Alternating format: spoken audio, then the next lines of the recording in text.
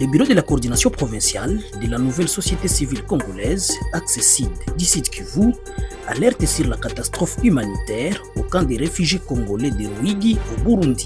12 ans après l'assassinat du colonel Mamadou Ndala, les zones d'ombre persistent. À l'est de la RDC, la situation à Uvira pèse lourdement sur l'économie du Burundi.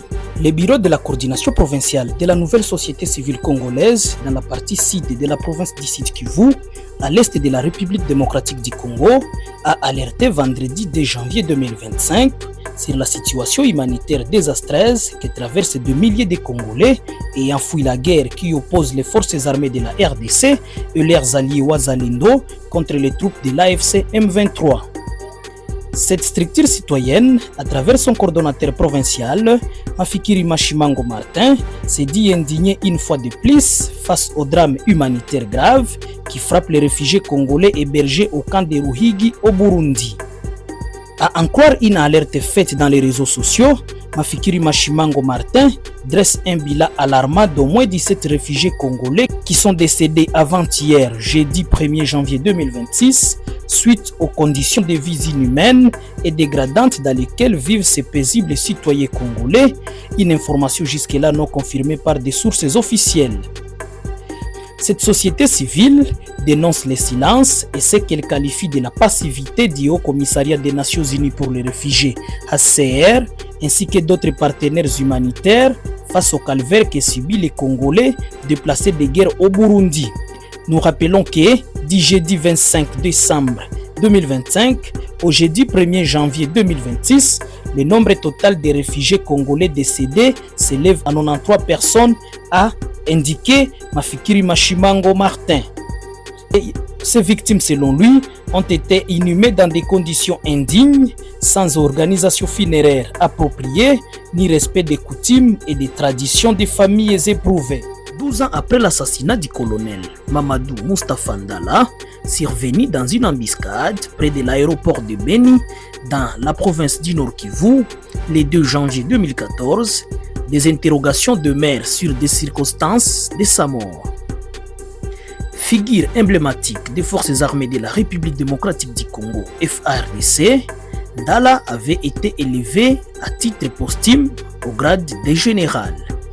La tension reste vive à Uvira, dans la province du Sud Kivu, à l'est de la République démocratique du Congo. Alors que les combattants de l'AFC M23 sont censés avoir quitté les lieux depuis le 16 décembre 2025, des tirs ont de nouveau été entendus ces derniers jours aux abords. La situation continue de peser lourdement sur l'économie du Burundi, dont la frontière terrestre avec la RDC, située à Uvira, reste fermée. La décision de fermer la frontière terrestre entre le Burundi et la République démocratique du Congo est avant tout sécuritaire, selon les autorités burundaises. Mais elle frappe durement un pays dont la RDC est le principal débouché commercial, premier partenaire à l'export. La route nationale numéro 30 entre l'ancienne capitale politique et plus grande ville burundaise, Bujumbura, et l'une des principales villes de la province congolaise du Sud Kivu, Uvira, est d'ordinaire l'un des axes commerciaux les plus fréquentés du Burundi.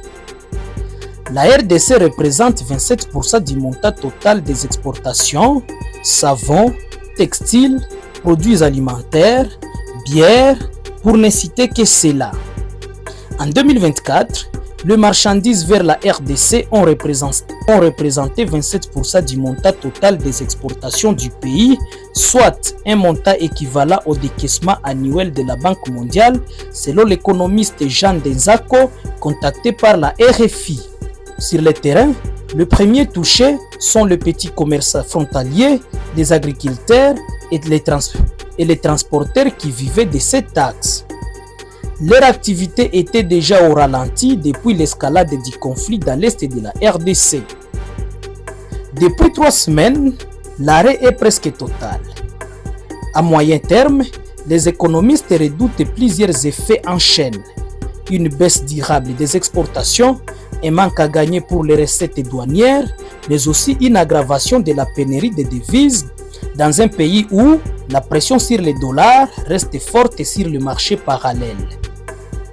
Autre conséquence possible, un renforcement des dépendances du Burundi vis-à-vis du corridor tanzanien pour son approvisionnement, ce qui pourrait renchérir les coûts des importations et allonger les délais logistiques.